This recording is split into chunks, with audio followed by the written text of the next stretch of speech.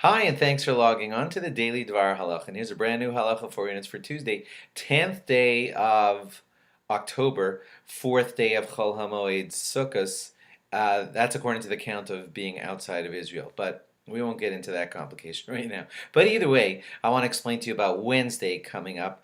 That's Chol and Moed. It's like sort of secular, not a holiday day all the way, but it's sort of Moed, and it's ramped up even a little bit more than the days of Chol HaMoed. Why? The gist of it is because on Hoshana Rabbah, I know a lot of you learned that on Yom Kippur our judgment was sealed, but you see, it wasn't really finally finalized until Hoshana Rabbah, and that's coming on Wednesday. So Hoshana Rabbah is like the final finishing off of all of the judgment that God was doing over Rosh Hashanah and Yom Kippur.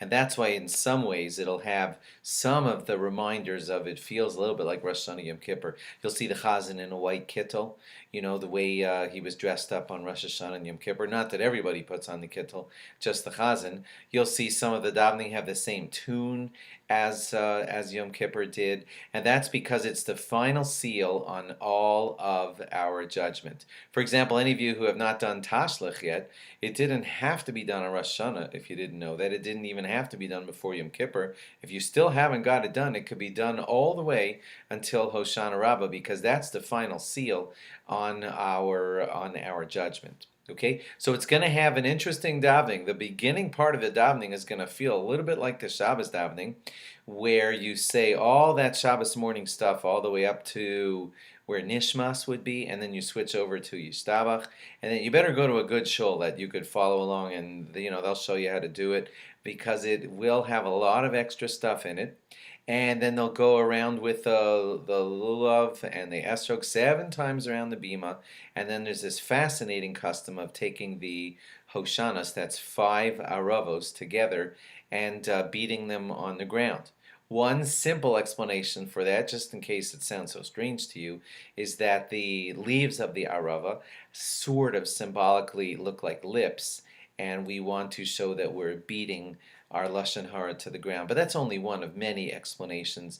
It's not fully understood except in deep, deep, deep mystical ways what's really going on with hitting our aravos onto the ground 5 times on the day of Hoshana Rabbah. But you should really plan to get to a good shul where you could follow along with them. Not one of those shuls where they're going to rush it, because it's a really critical davening. Again, it's the final seal on all of our judgment, and good shuls take a long time doing this. They can take, I don't want to scare you, but well over 2 hours doing this davening, because it's a very serious davening. And if you go to some rushed shul, they're going to say it so quickly that you're not going to really get the feel of what an amazing day it is. It really marks the end of Sukkos, and although we're going to have Shmini Atzeres and Simchas Torah right afterwards, they are added on by God as a sandwich piece that comes at the end of Sukkos, but they really are their own holiday. So Hoshana Rabbah marks the end of the holiday of Sukkot, and Shmini Atzeres together with Simchas Torah marks like one additional day when God wants us to stay one more day before all of the holidays of the season are over. So I just tried to tell you real quickly some of the gist of Hoshana Rabbah, and if you want to study on it more, there's a lot more to know. Some people learn all night long on Hoshana Rabbah night. There are many big, deep, and mystical things about this day, but you'll have to learn about them. Ask your rabbi. There's much to say. It's an incredibly special day coming up on Tuesday night and Wednesday. And then please do log in again on Wednesday, when we'll try to give you more stuff that you need to know for Shmini Atzeres and Simchas Torah. Bye-bye, and have a good Moed and a meaningful Hoshana Rabbah.